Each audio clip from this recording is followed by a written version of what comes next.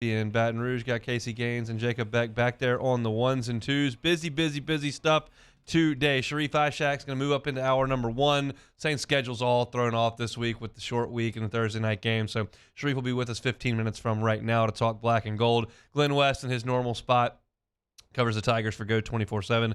He'll be with us at 1:30. I've got some baseball thoughts in hour number two. I've seen the Tigers out there in fall ball a couple times now. We can kick some of that around. Billy Embody from the Bengal Tiger, part of the On3 Network, is going to be with us at 2:15. There is a lot going on with LSU recruiting right now, a lot. The class is pretty big right now, but you don't get capped at 25. So what are they still looking to add? What did this past weekend mean with a lot of folks in town, number one players in the country at various positions, commitments to other schools? There's a ton that we'll get into with Billy coming up at 2:15. And there was a hearing on Capitol Hill today about name, image, and likeness, and politicians and athletic directors and everybody just seems like they have no idea what's going on. And I've got my thoughts on that coming up at 2:30.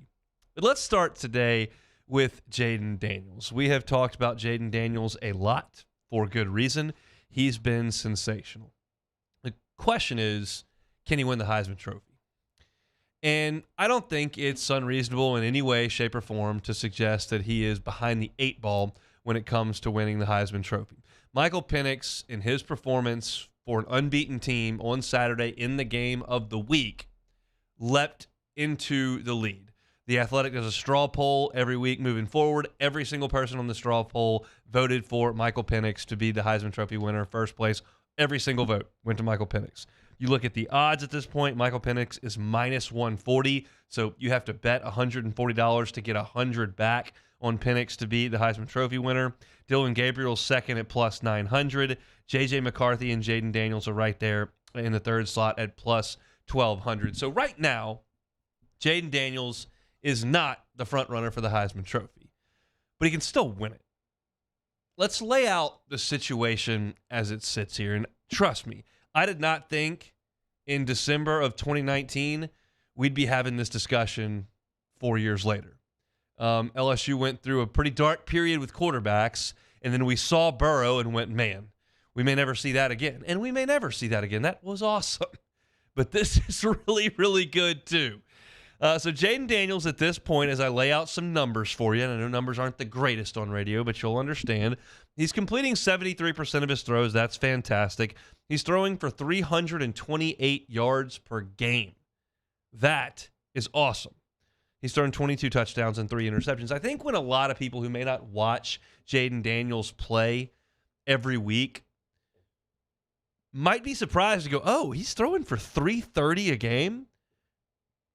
22 touchdowns, 3 picks. I thought he was just a good thrower and a great runner. Well, he's a great thrower and a great runner. He's run it 86 times this year for 515 yards and 4 touchdowns. He's been the Southeastern Conference Offensive Player of the Week 3 different times this year. He's the first LSU quarterback to account for 4+ touchdowns in 5 straight games. That was snapped over the weekend on Saturday night against Auburn, where he only accounted for 3 touchdowns, but that's just fine. 3 touchdowns, and what he did in that game, which was go over 400 yards, is plenty okay. So how does he stack up with all the quarterbacks, statistically speaking, at this point in the running? Well, he's 3rd in the country in passing yards per game. 3rd in the country in passing yards per game. Michael Penix is 1st. He leads Jaden Daniels, incidentally, by 55 yards per game in that stat. Jaden Daniels is number 2 in the country in passing touchdowns. He's actually thrown more touchdowns than Michael Penix, has him beat by 2. Jaden Daniels leads college football in QBR. He is number 1. Penix comes in 3rd there. He is number 1 in the nation in yards per attempt passing. Michael Penix is 2nd. He is number 1 in the nation in total offense. He leads Michael Penix by 17 yards per game in that stat. And I dug this one up and feel pretty comfortable with it. It comes from CFBstats.com. Jaden Daniels, number 2 in the country in rushing yards per game by a quarterback. Only Air Force's quarterback has more. For reference, Michael Penix to this point on the season has 9 carries for 4 yards. Now, I don't think anybody at Washington's complaining about the fact that Michael Penix has 9 carries for 4 yards because he's throwing it all over the yard, and they're putting up tons of points, and they're really fun to watch. And I don't even mean that as a knock on Michael Penix at all. You don't have to run as a quarterback. It helps, but you don't have to if you're throwing it for $1 billion a game, which is what he's doing. This is more just a commentary on what Jaden Daniels is. He is the nation's leader in QBR, the nation's leader in yards per attempt, the nation's leader in total offense. He's number 3 in passing yards, number 2 in passing touchdowns. He's been absolutely sensational to this point. And statistically speaking, he's been fairly historic. This is a great story by Chris Hummer of 24/7 Sports, who puts some more color into just what Jaden Daniels has done through 7 games. His pass efficiency rating of 197.7 would be 7th all time. Not 7th right now, 7th all time. In front of him, Mac Jones in the COVID year, Burrow, of course, Tua, Kyler Murray, Baker Mayfield. That's 3 Heisman Trophy winners, and then Tua and Mac Jones, who were first-round draft choices. Daniels joined Lamar Jackson and Jalen Hurts as the only FBS players since 2000, so you're going 23 seasons, with 2,000 passing yards and 500 rushing yards through 7 games. Only Lamar Jackson and Jalen Hurts did that, of course. Lamar Jackson won the Heisman Trophy. Daniels only the 7th FBS quarterback since 2000 to throw for 2,250 and 20 touchdowns while completing 73% of his passes through 7 games. So that's a lot of numbers, but the only players to ever be this accurate and this productive and throw for that many scores since 2000, Burrow, of course, Matt Corral at Ole Miss, Graham Harrell in the air raid, Geno Smith in the air raid, and RG3 who won the Heisman. That's not just stacking folks this year. That's 20-plus years of history. This is really, really good stuff that we're seeing. And I understand why Penix has the mantle. It's not like he's just in some system that's beating up on poor teams. No, they're a top 5 team in the country. They just had the win of probably the college football season. At this point, it would be hard to argue otherwise. You can give that to Texas in Tuscaloosa. You can try with Ohio State going on the road to Notre Dame, although they haven't looked as good. That's probably the win of the season in college football, even though it was at home. And they're undefeated. And like it or not, the Heisman Trophy very, very much values the record of the team and the player that wins it. When I think about guys who have won the Heisman whose teams didn't stack up like that, like it's really in recent past kind of RG3 and the rest, and that was at Baylor, not exactly LSU. You don't get as much credit for quote-unquote dragging LSU along as you would dragging Baylor along. So right now, Jaden Daniels is up against it, but does he have an opportunity to pass Michael Penix? Well, one thing we know is that injuries do happen, and I don't want to put that out there or anything, but it's like for the sense of the discussion, like we got a long way to play, basically. A lot of things can happen. I will tell you this. Michael Penix has thus far played Boise State, Tulsa, a 2-4 Michigan State team, Cal, Arizona, and then Oregon. So really the only team they have played is Oregon, but he went nuts against Oregon. So hat tip there. Great job. What's left for Michael Penix? Arizona State, not going to get much there. At Stanford, I realize they just had a ridiculous comeback on Colorado, but they're awful. Lost to Sacramento State, might I remind you. At USC, okay, there will be some eyeballs there. There'll be a few scouts there, too. Those are probably 2 top 5 picks in the NFL draft playing quarterback against each other in the Coliseum that day. Utah, that's a big one. We know that Utah is big and physical and has a great reputation nationally and did beat Florida to start the season. At Oregon State, who, by the way, is number 12 in the country if you weren't paying attention. And then against Washington State. So you consider the fact that USC, Utah, and Oregon State still to come for Michael Penix. That's real competition as far as the Heisman Trophy goes. I know there are plenty of you listening that go, those aren't SEC teams, whatever. I'm just telling you, the Heisman voters won't feel that way. If he lights it up against a bad USC defense but outduels Caleb Williams and then beats Utah and then goes and wins in Corvallis, like they will look at that very favorably. And at that point, Jaden Daniels will have very little chance, I think. If Washington's going to run this thing undefeated and he plays well in those 3 games, Jaden Daniels is going to have his hands full. But we understand what comes in 2 weeks, 3 weeks. LSU goes to Tuscaloosa. And plenty of folks have walked off that field and felt like the Heisman was in their grasp. Cam Newton, Johnny Manziel, Joe Burrow. Like, you get the picture. So that's where it comes down for Jaden Daniels. The third guy in this mix right now that I mentioned earlier was Dillon Gabriel, who's second in the odds. And you know that Oklahoma's undefeated, and you know that he played exceptionally well against Texas. But Oklahoma hasn't played anybody outside of Texas and doesn't play anybody the rest of the way. They do not play a ranked team the rest of the way. There aren't really any moments, unless Oklahoma creates one by not playing well enough, for Dillon Gabriel to capture the eyes and the hearts of the country. The Big 12 is just not good. And they played the Red River rivalry, and Gabriel was great, and that's pretty much it. So, at Big 12 championship game, sure, we'll talk about it. But unquestionably, Penix and Daniels have bigger stages ahead. And unquestionably, to this point, they're statistically better. So, Jaden Daniels is going to have to do exactly what he's been doing, and LSU's going to have to win out unless something happens to Michael Penix. And at that point, the discussion changes, and we certainly do not want any part of that. But basically, Jaden Daniels is going to have to do what he does, and Michael Penix is going to have to play some poor games. It's not Jaden Daniels' fault that LSU lost a game that was played in the 50s to Ole Miss. And he wasn't great in the second half against Florida State. You can point immediately to that. But he absolutely has a chance as we sit here towards late October. By the time you play Army and get to a bye before anything real happens, you're in late October. And Jaden Daniels is squarely in the mix of this thing and statistically may merit the thing. But we understand that Michael Penix has been great and hasn't lost. So it's a discussion we're going to be able to monitor. And that is not something I expected, certainly after you walked off the field against Florida State, and probably not when Jaden Daniels transferred over from Arizona State. Like, that's not a guy that I was like, oh, this is a program changer here. I didn't feel like I felt when Tommy White came over. Like, whoa, okay.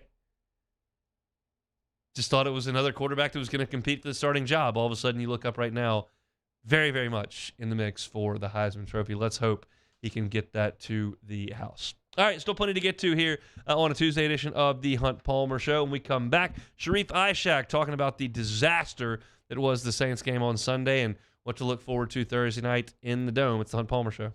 You are now listening to the Hunt Palmer Show. Always love telling you about Ochsner MD Anderson Cancer Center. Ochsner Health and MD Anderson have partnered together to create Ochsner MD Anderson Cancer Center. This collaboration provides patients in the region with access to cancer treatments that are among the most advanced in the nation. Ochsner is the first and only provider in Louisiana who's got a fully integrated cancer program based on MD Anderson's practice standards and their treatment plans. They've got their protocols, practice standards, specialists, researchers, as well as access to select clinical trials available to eligible patients. We have all, one way or another, been affected by cancer, and Ochsner and MD Anderson are partnered together to help continue that fight. Expert care is offered in 7 locations across New Orleans, St. Tammany, as well as Baton Rouge, and Ochsner and MD Anderson are working together to certify additional sites in the future. So for more information on Ochsner MD Anderson Cancer Center, we invite you to visit ochsner.org. Our listeners fire off their opinions on the jimsfirearms.net hotline at 499-1045. Keep listening for your next chance to shoot us your thoughts with the jimsfirearms.net hotline on 1045 ESPN Baton Rouge. Bayou Ford is taking $10,000 off MSRP on select new 23 Ford F-150 trucks. And all new Bayou Ford vehicles come with a 1 million mile warranty. The crew at Bayou Ford is going to do right by you. Gulf Coast Bank and Trust is giving our customers the power to bank anywhere, anytime during this challenging event. And we're right there with you. Our mobile banking app is a smart way to manage your money and time. Gulf Coast Bank and Trust, the bank that cares about you. It was a humid day, barefoot children play, looking for that summer shade. Time to slip away.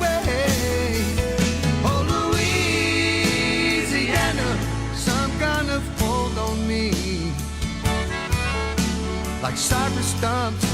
Your roots are planted deep inside of me. Dylan Cruz here to tell you about Six Rings Baseball and Softball Camp. If you live on the North Shore and play ball, go to Six Rings Camps with former LSU assistant coach Dan Canaveri. His knowledge is second to none, and your child will improve and have fun doing it. Camps were held at Coquille Park and Six Rings Academy in Covington with 4 sessions over the summer. Full day and morning only sessions are available from ages 7 to 13. Go to sixringsbaseball.com or call 985-206-9096. Learn the game to love the game. Scooncha, fall in the air. Fall is right around the corner, which means fall fishing is, which means it's time for you to take your boat to the next level with front-to-back boat service in a bunch of different ways. You want a custom stair job, you can have a ton of fun out there on the water. They can do that. What about a spot lock trolling motor? So you stay right where you need to in casting lines. Or sonar that's let you see the fish under the water before you cast. All of your maintenance needs as well. For 38 years, they've been at it and will continue to do so. The Sherman family of front-to-back boat service. I've been doing business with Luba for 25 years. They're dependable, trustworthy. It's just the attention to detail with our clients. Our folks have years and years of experience. They're highly trained professionals. But many companies have that asset. What I'd like to think makes Luba a bit different is that we use those talents in a way that truly is dedicated to serving the needs of the folks who depend on us. Running Boards Marketing can help you get their attention. Imagine your brand's message on a giant LED billboard truck that can't be skipped and is nearly impossible to ignore. Running Boards Marketing is the leader in effective and affordable advertising on digital mobile billboards, which are 2 times more effective than traditional billboards. With a 97% recall rate, you'll leave a lasting impression with your customers. On Wednesday's OTB, penultimate day before the Saints take on the Jags. What does black and gold need to get fixed? Plus, start to look forward to another weekend of college football and some more fun along the way. Off the bench, 7 to 10 a.m., 104.5 ESPN.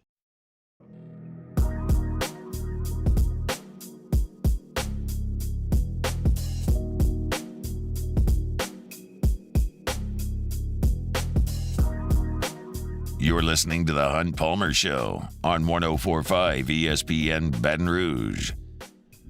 Pull up the old Twitter machine here, at Sharif WDSU on Twitter, 23 hours ago. I truly think that if the Saints win on Thursday, they have a chance to go on a nice winning streak. At some point, when you have that much talent on offense, it's got to work. If they clean up the red zone, they can win games in a very winnable NFC South easily. They just got to wake up. My contention is that Sharif must have been very drunk when he tweeted that, but he's here now on the Jim's Firearms Hotline, so we'll see what he thinks 23 hours later. Sharif? True. I mean, if you looked at my tweets the day before, that ruffled some feathers in that building. I think that they truly still are the best team in the NFC South if they wake up, if Derek Carr wakes up, if the offensive line wakes up, if the red zone offense wakes up. It's a lot of ifs, I know, but the talent is truly there. I truly think, from top to bottom, like I told you last week, that they have probably some of the best talent in the NFC South. Now, can they get it together and get it to work? That is another question. Once again, if. So I told you last week, Hunt, they have to show everyone they can do it again. After that Patriots game, and it goes to show you the Patriots an absolute mess. They didn't. And you want to give some credit to the Texans, that's fine. But you got inside the 27 4 times and only came away 3 points. So, I mean, that's just on them. They got to find a way to be better in the red area. 16 points against the Titans, 20 against the Panthers, 17 against the Packers, 9 against the Bucks, and 13 against the Texans if you take out the Patriots. That's that I'm buying anything on the Saints offense. I think it is a total disaster from the top at the coordinator through the offensive line to the quarterback. I think the whole thing's broken. Your thoughts on that? Yeah, I wouldn't disagree. I think it is. It is. It really is, which is unfortunate. It's just, not pretty. It's just bad football. You have a nice collection of talent with Alvin and Mike and Rashid and Olave, and you get Dennis Allen the quarterback he wants, and it's just not working. Something's not right. So everyone's screaming for the change at offensive coordinator, and I just don't know if they're going to do it now, 6 games into the season. Now, if it goes bad and poorly Thursday, maybe they say, hey, it's like a mini bye. Yeah. We're going to go with Ronald Curry. It's time. It's time, you know. Now, if they win an ugly game like 14-13, they can still do it too. But it's just they've got to figure it out in the red zone, whether it's play calling, execution, guys being better in the playbook. It's just, you can't get down there that many times and come away with goose eggs. I realize that press conferences very oftentimes lead to cliche answers, but it was certainly the media that covers the Saints on a day-to-day basis is asking these questions about the red zone, about the play calls and the execution. What is Derek Carr saying? What is Dennis Allen saying? What is Alvin Kamara saying about these woes when they get inside the 20-yard line? But I can assure you they're not throwing any coaches under the bus. They're blaming themselves for it. That's one thing they never do is throw coaches under the bus. They're saying we have to execute better.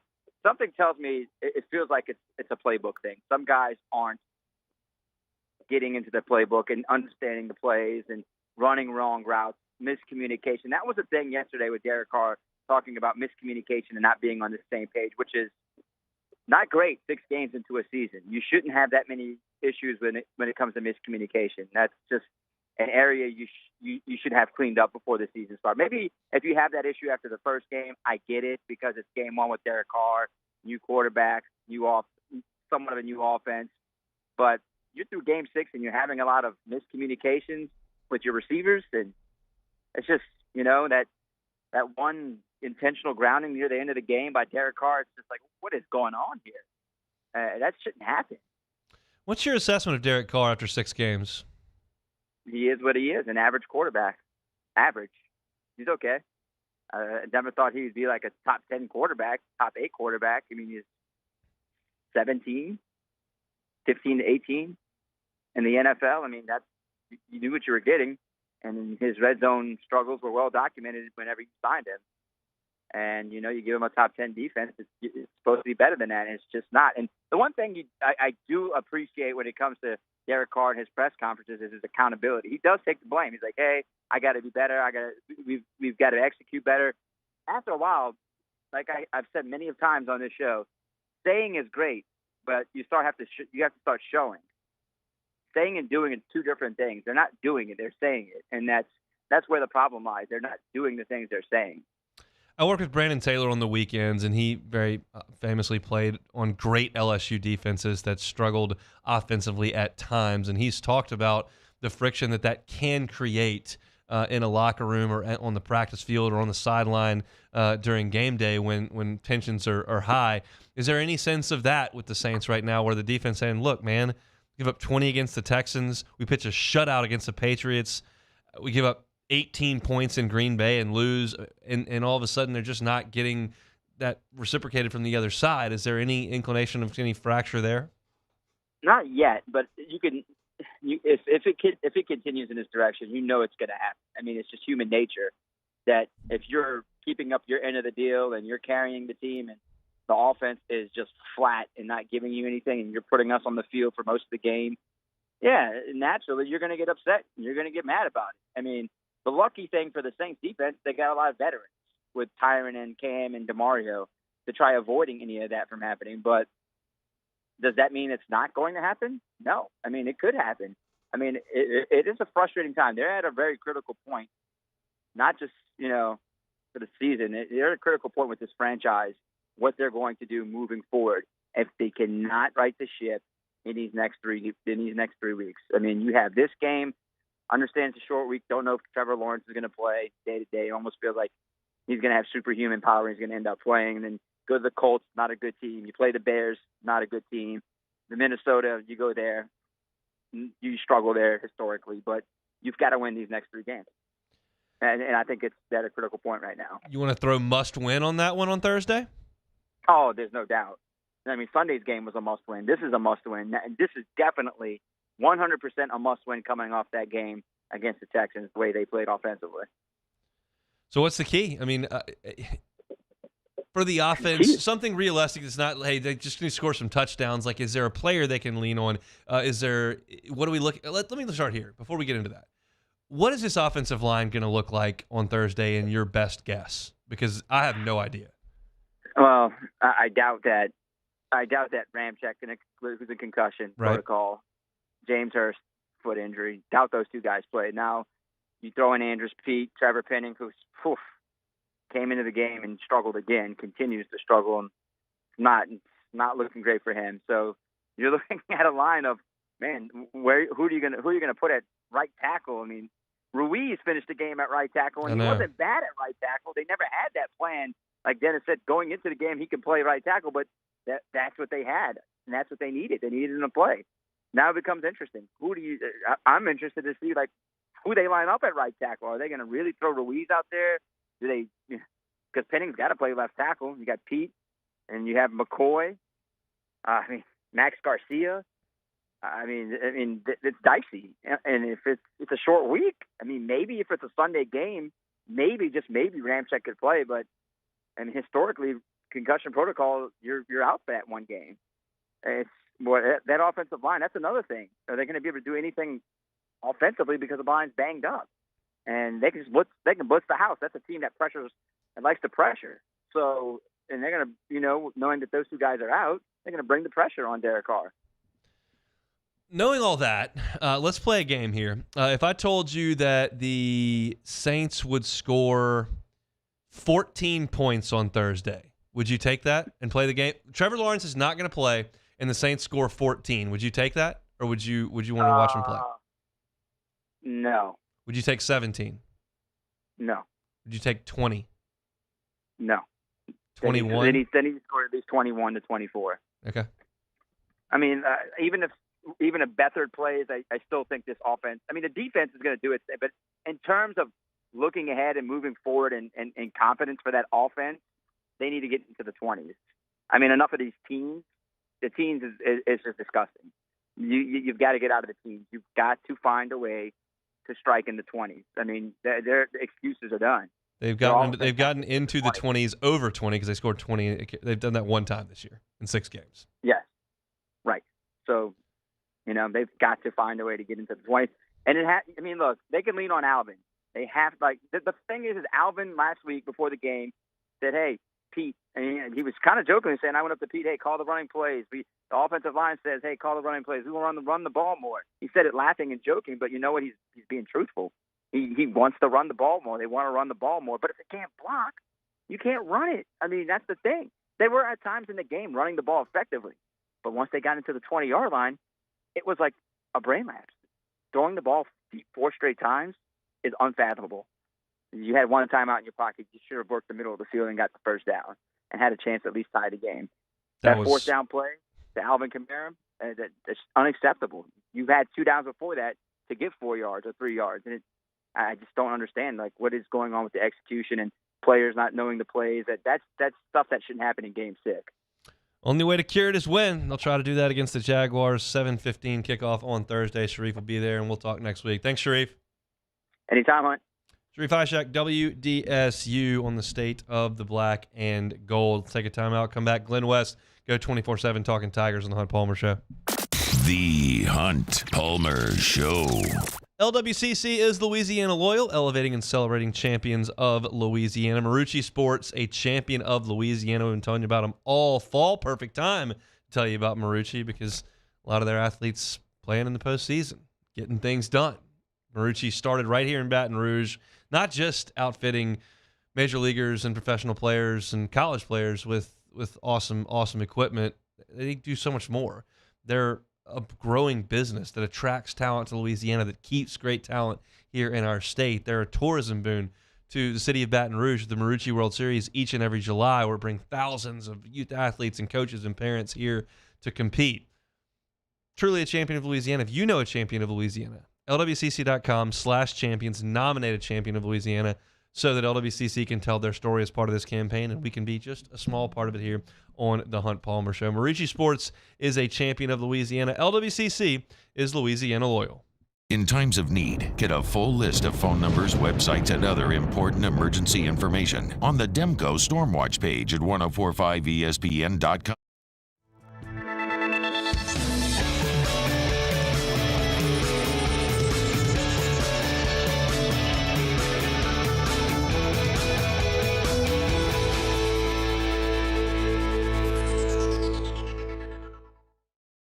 Electricity is all around us, and our families depend on it. Every day is sparked by the power of a cold drink or a warm meal, a movie night, and a comforting light at the end of a dark hallway. From sunrise to sunset, playtime to bedtime, our team is ready to take care of your electrical needs, even in the case of an after-hours emergency. The light in your life shines brighter with Mr. Electric.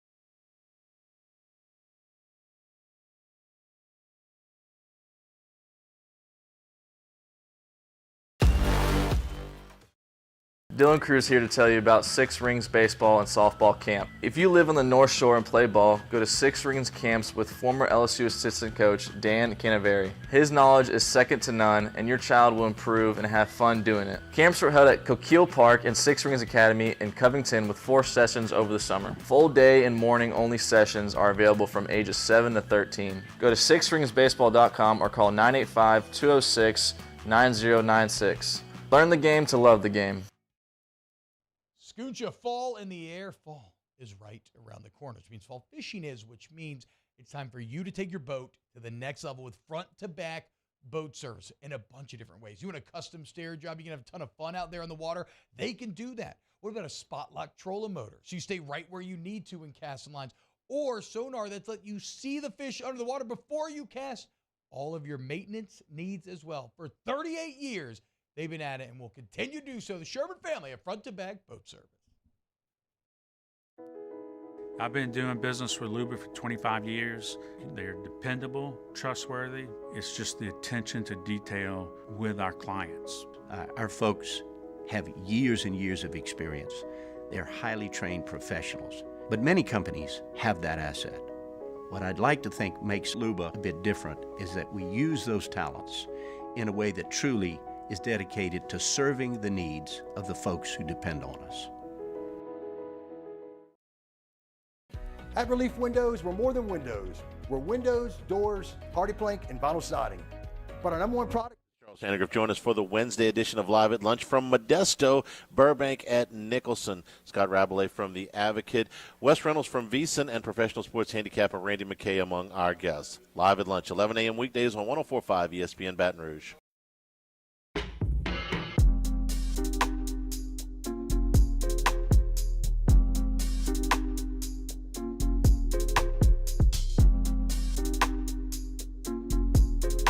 This is the Hunt Palmer Show on 104.5 ESPN Baton Rouge. Right back out of the Jim's Firearms Hotline. Just heard from Sharie down in New Orleans. We'll stick here in the capital city and chat with our guy Glenn West of Go 24/7 as we do each and every Tuesday. Glenn, how are you? I'm doing well, Hunt. How about yourself? Doing very well. Were you surprised that LSU blew Auburn out? I was a little surprised by the 30 points. I thought they might win by double digits, but I didn't think it'd get that high. Obviously, the defense did a really nice job. I thought overall, having kind of a bit of a resurgence there, and certainly looked a lot cleaner than in previous weeks. And we'll see if that's something that they can continue to build on. But the main story to me continues to be this offense. I mean, they're just doing stuff that is just really, really impressive. I mean, I thought it couldn't get much better than 2019, 4 years ago. And I'm not saying that this offense is 2019's offense, but they're doing some really, really impressive stuff and executing at a very, very high level. What's the most impressive thing they're doing? I mean, I got to stick with what Jaden's doing. I mean, he's absolutely just carving up defenses right now in every way possible. I mean, he's delivering on those deep throws like we were hoping he would during the offseason. And The thing that's really stood out to me the last couple of weeks has been, even when they're taking away Neighbors and Thomas, it's been his legs that has really been able to carve up defenses. And, we saw that so much last year, and we were hoping that he would lean into more of his arm. And now you're seeing kind of the result of him taking some more of those deep shots.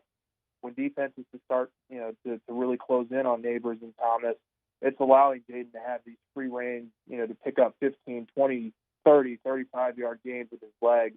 So he's really just been an unstoppable force right now, and he's getting it done with every possible element of his game, and it's really, really fun to watch. Think he can win the Heisman?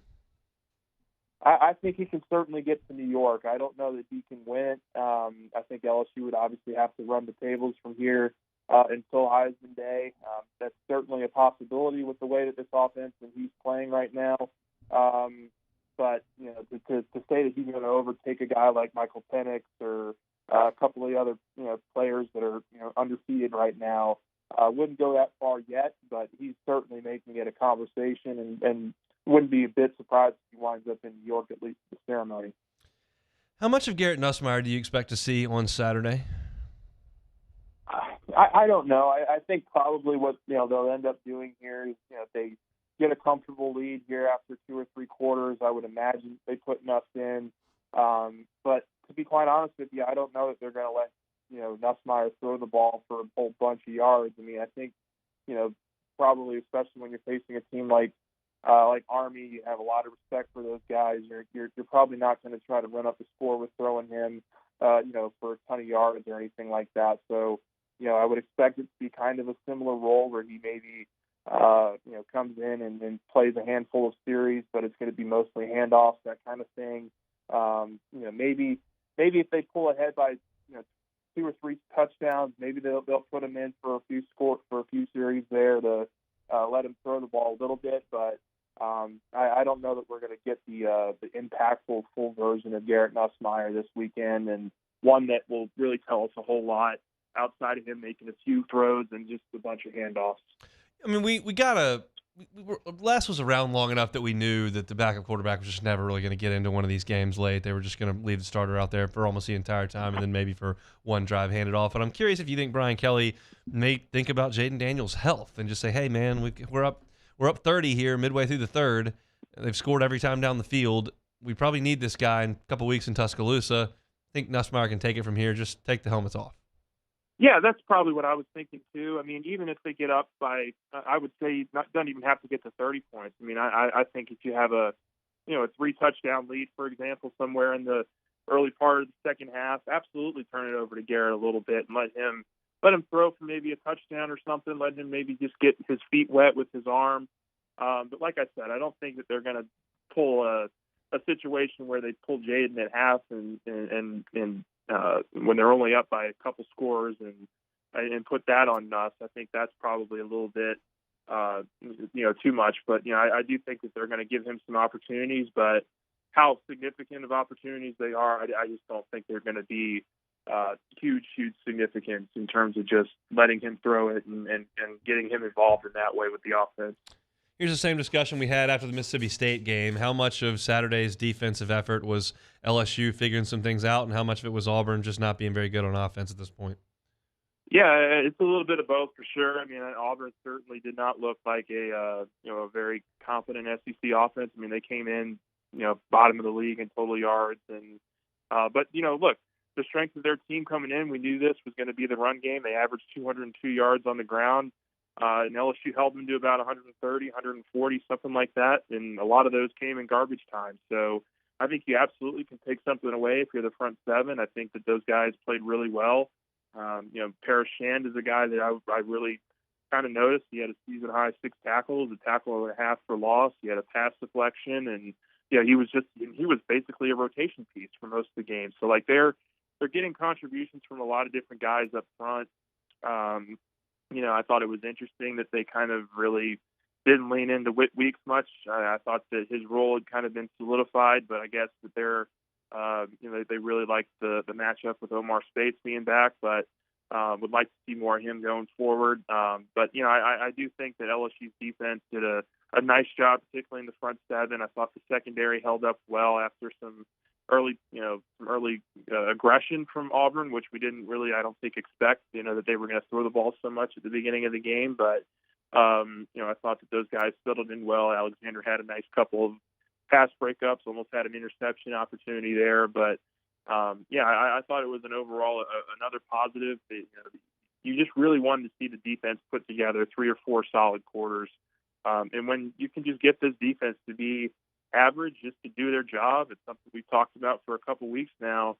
The offense is going to take care of the rest. They're going to win a lot of games, and I thought that's exactly what the defense did on Saturday. Anybody defensively that you spoke to after the game have anything interesting to say about confidence level, execution, what was different? I always like to ask you guys that are asking the questions if there was anything noteworthy. Yeah, we got a chance to talk with Harold Perkins and Zy Alexander after the game.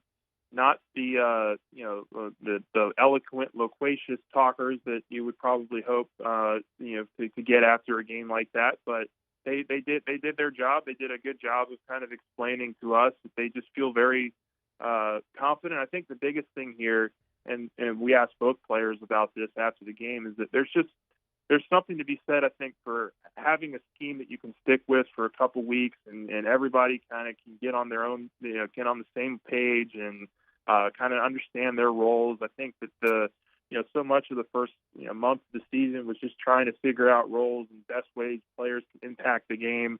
I think they've settled in on a rotation and on personnel. I think they've settled in on a scheme that they really like, and now it's just about those guys perfecting that scheme, going out playing loose, a little bit looser, and I think you saw for the first time in a little while that LSU was flying to the ball.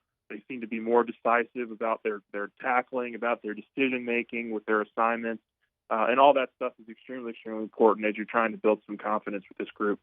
I guess the question I'm circling around to get back to is how much of this LSU defense is the Auburn Mississippi State version, and how much of it is the Missouri Ole Miss version? Because that's really what this boils down to in 3 weeks when you go to Tuscaloosa. If you're the group that is giving up $1 billion to Ole Miss and Missouri, you're not going to be able to keep up with Alabama scoring that much. If you're closer to Auburn and Mississippi State, you got a really good chance to win. Yeah, I think probably what you're looking at here is that for the first time against Auburn, I thought that LSU did a really nice job of containing mobile quarterbacks. That has been something that has really plagued this group in terms of extending plays and allowing opposing quarterbacks to hurt them in that way. Auburn was the first time I think we saw them, not get attacked in that way from a mobile quarterback. Now, to be completely fair and honest, the passing from those quarterbacks were not all that great. It wasn't very consistent from Auburn.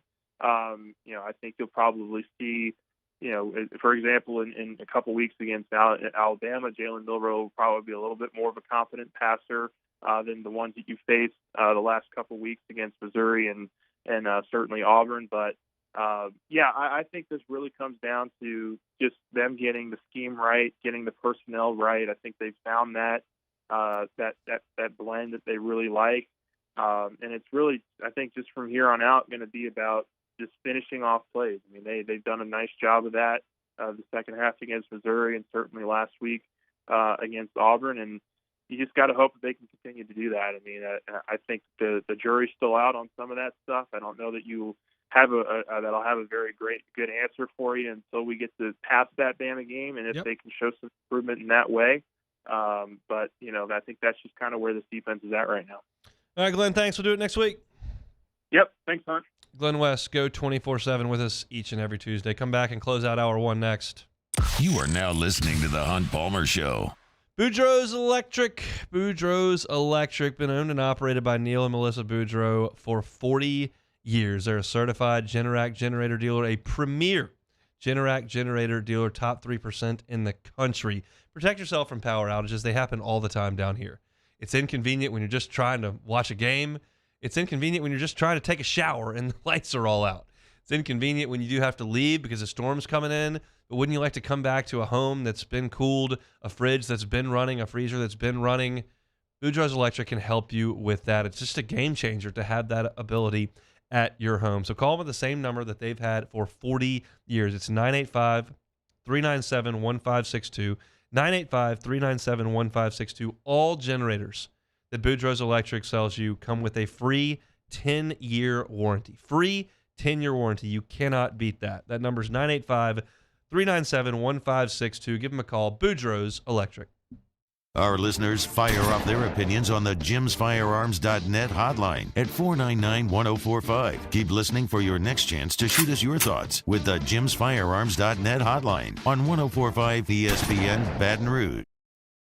Bayou Chrysler Dodge Jeep Ram is celebrating Ram Power Days with $15,000 off MSRP on new 23 1500 trucks, $15,000 off, and a 1 million mile warranty. Plus, we'll pay your trade-off regardless of what you owe. The crew at Bayou Automotive is going to do right by you.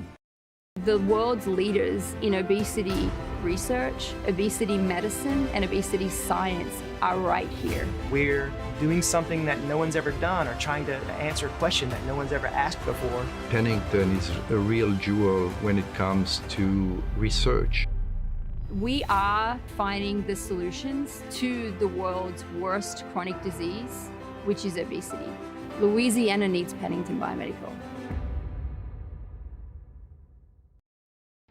Bayou Chrysler Dodge Jeep Ram is celebrating Ram Power Days with $15,000 off MSRP on new 23 1500 trucks, $15,000 off, and a 1 million mile warranty. Plus, we'll pay your trade-off regardless of what you owe. The crew at Bayou Automotive is going to do right by you. Breck teamed up to reimagine your parks, and you imagined big. With your help, we went to work, creating 12 beautiful community parks across the parish. A family-sized water park, miles and miles of trails, and parks just for your dogs. There are more places to splash, to explore, to run wild, and even soar. You imagined, we delivered. Gold. Breck, your #1 park system in the nation. Life in Louisiana is like a run-on sentence. A poem that doesn't rhyme. Life is here, now. For life's moments, big and small, always there. The right card, the right care.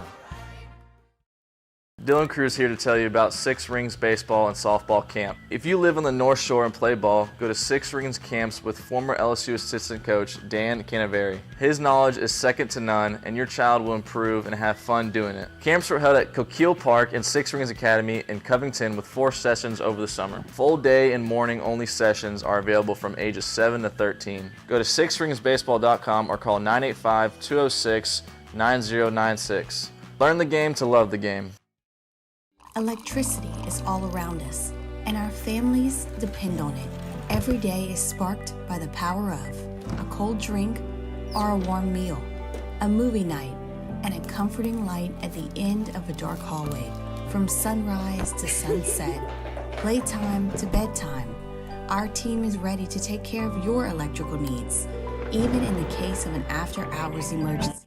Voisin, inviting you to join me, along with the coaches Todd Black and Jimmy Roy, for Louisiana Prep Weekly. We're talking Dedham Tigers football with special guest defensive coordinator Caleb Leindecker. Louisiana Prep Weekly, Wednesday night at 6, live from Walk-Ons in Town Center on 104.5 ESPN Baton Rouge.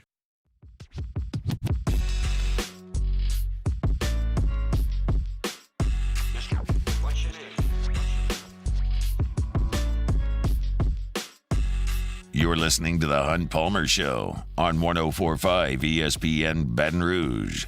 I mean, I don't really think about it that much. This is the first time I heard that's the case, to be quite honest with you. I think when you love what you do, you're not counting wins. You know, you're thinking about, all right, what do we need to do from a player development standpoint? What do we need to do to get better in this area? You know, you're not really counting. Listen, if I was thinking about wins, I would have got out of this business a long time ago. But having said that, I think going back and looking at the journey, I had no idea I'd be in it this long. Because my first game, I remember the president at Grand Valley State opening up the press box window, and I could hear him because there was probably 300 people there, and said, "Who the hell hired this guy?" So I didn't think I was going to be in this business very long. And that was the first game. So there you go. That's my perspective. Brian Kelly yesterday, as he was asked by Scott Rabelais of The Advocate about approaching his 300th win, which would come Saturday if LSU can beat Army. And I don't really care about the 300th win, and I don't get the sense that Brian Kelly cares too much about the 300th win. You're in rarefied air at that point, and certainly if you look across the sport and you count all head coaching wins, you count him, he's right there. But the question for here is not whether or not he can win his 300th game or whether or not they can beat Texas A&M later. The question for Brian Kelly here is, can he win a national championship? You've accomplished everything you need to accomplish at Notre Dame. He won more games at one of the most storied programs in the history of the sport than anyone else ever had. He got to a national championship game. He got to the college football playoff. He's proven himself as an elite level head coach and a guy who can win a lot of games and can sustain an excellent program. It's not a flash in the pan, one great year, bottoms out. He had one bad year at Notre Dame, and they figured things back out and ascended toward the top of the sport again. The question is, can he get all the way home? And there's not many places better than Baton Rouge to do that. The proof is that the last three coaches to wear that headset in those colors in that stadium have won a national championship. So it's a pretty good spot. And the question was, okay, how bright does that passion burn to get that last thing? He's 60 years old when he signs at LSU. He's 61 now. You sign for $100 million. You don't have to worry about financial stress at all. Not that he was doing poorly at Notre Dame, but you're closer to retirement than you are your first game at Grand Valley State that he was just talking about. Like, how much do you care? And I can't directly speak to it. I'm not in that building very often. I'm there for about 6 minutes on a lot of Friday mornings getting an assistant coach interview and leaving. I never see him. He's there. I can see his car, but I have no idea what he's doing. I'm not on recruiting visits or in halftime locker rooms. He seems to be in pretty good mood just about every press conference. And doesn't have the same demeanor that he had when he was at Notre Dame, where he was just yelling and screaming and red-faced. And that guy, I think, has matured out of that. But how badly does he want to get this done? I have every reason to believe very badly. And the team he's putting out on the field is really good on offense. Got some significant issues on defense. But as we sit here and look at a milestone for Brian Kelly on Saturday, I don't think anybody is too worried about 300. They're worried about one national championship. Can you get there? This team's got a super uphill battle to get there. It's possible. You go to Tuscaloosa and win. You beat Florida. You beat A&M, and then you go to Atlanta and beat Georgia. I would think very strongly that you'd be it. You'd need them to put Georgia in, a Big 12 team in, a Pac-12 team, and a Big 10 team. Maybe two Big Ten teams don't have two losses, and maybe Georgia with their just one loss, but who have they beaten at that point? Like, there's way too many variables to run that all the way out. But that's why Brian Kelly's here. Not for his 300th win, not to try to get that playoff bonus that kicks in. It's to win a national championship. That's the goal. You know that. I know that. That doesn't change. And it goes back to my point that it doesn't matter if they pay the coach a total of $20 million on his contract or $150 million on his contract. The expectation at LSU is to win a national championship because the last three guys have done it. Doesn't mean you have to do it every year, but you need to get yourself in the mix. I think Brian Kelly is going to get LSU in the mix, and I think he will make the college football playoff multiple times here because it's going to expand, and then you got to go out there and compete with the elites of college football. But I think the program's in pretty good shape right now. Need to close this recruiting class and win some games down the stretch. 300th win, just need one. Just need a national championship. See if they can find a way to get that done. That'll do it here for hour number 1 on this Tuesday edition of the Hunt Palmer Show. I want to remind you the first ever Baton Rouge Kids on the Catwalk Dreams Come True fashion show coming up October the 26th at the Country Club of Louisiana. Dream Kids are going to be walking the catwalk with local dignitaries as their escorts, including Flynn Foster, Richard Condon. Admission includes dinner and an open bar. There's also going to be live and silent auctions featuring celebrity auctioneer T-Bob Hebert. So purchase your tickets or tables online at dctofla.com. That is dctofla.com. Plucker Sports Trivia this evening. Nicholson location, 8:30. get a team. Come on out. We always have a good time. We've been watching some playoff baseball and hanging out. But we still got work to do before Plucker Sports Trivia tonight. That's hour number 2. Some fall baseball thoughts and Billy Embody on recruiting. Come back with us after Sports Center. Follow us on Twitter at 1045ESPN to cast your vote in the Citizens Bank and Trust Poll of the Day. Vote daily inside Off the Bench, live at lunch on Palmer. And after further review, Citizens Bank and Trust brings you the Poll of the Day via Twitter at 1045ESPN. Bayou Ford is taking $10,000 off MSRP on select new 23 Ford F-150 trucks. And all new Bayou Ford vehicles come with a 1 million mile warranty. The crew at Bayou Ford is going to do right by you. The Windsor Senior Living Community in Mandeville, Louisiana is a beautiful, vibrant apartment community geared toward seniors. They are nestled right in the heart of Mandeville, where seniors live a more carefree lifestyle in spacious apartments with the peace of mind that comes from having a little extra help. Call the Windsor at 985-624-8040 to schedule a lunch and tour. Come see how the Windsor can be your passport to peace of mind. Scooncha fall in the air. Fall is right around the corner, which means fall fishing is, which means it's time for you to take your boat to the next level with front-to-back boat service in a bunch of different ways. You want a custom stair job, you can have a ton of fun out there on the water. They can do that. What about a spot lock trolling motor? So you stay right where you need to in casting lines. Or sonar that's let you see the fish under the water before you cast. All of your maintenance needs as well. For 38 years, they've been at it and will continue to do so. The Sherman family of front-to-back boat service. I've been doing business with Luba for 25 years. They're dependable, trustworthy. It's just the attention to detail with our clients. Our folks have years and years of experience. They're highly trained professionals. But many companies have that asset. What I'd like to think makes Luba a bit different is that we use those talents in a way that truly is dedicated to serving the needs of the folks who depend on us. Electricity is all around us, and our families depend on it. Every day is sparked by the power of a cold drink or a warm meal, a movie night, and a comforting light at the end of a dark hallway. From sunrise to sunset, playtime to bedtime, our team is ready to take care of your electrical needs. Even in the case of an after-hours emergency, the light in your life shines brighter with Mr. Electric. Running Boards Marketing can help you get their attention. Imagine your brand's message on a giant LED billboard truck that can't be skipped and is nearly impossible to ignore.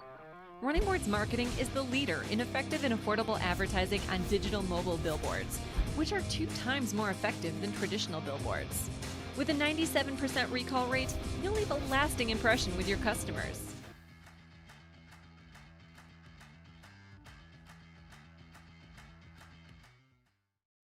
Dylan Cruz here to tell you about Six Rings Baseball and Softball Camp. If you live on the North Shore and play ball, go to Six Rings Camps with former LSU assistant coach Dan Canaveri. His knowledge is second to none, and your child will improve and have fun doing it. Camps were held at Coquille Park and Six Rings Academy in Covington with 4 sessions over the summer. Full day and morning only sessions are available from ages 7 to 13. Go to sixringsbaseball.com or call 985-206-9096.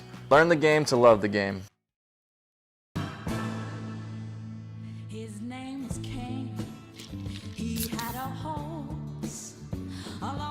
Countryside, I saw him ride. One day they found him.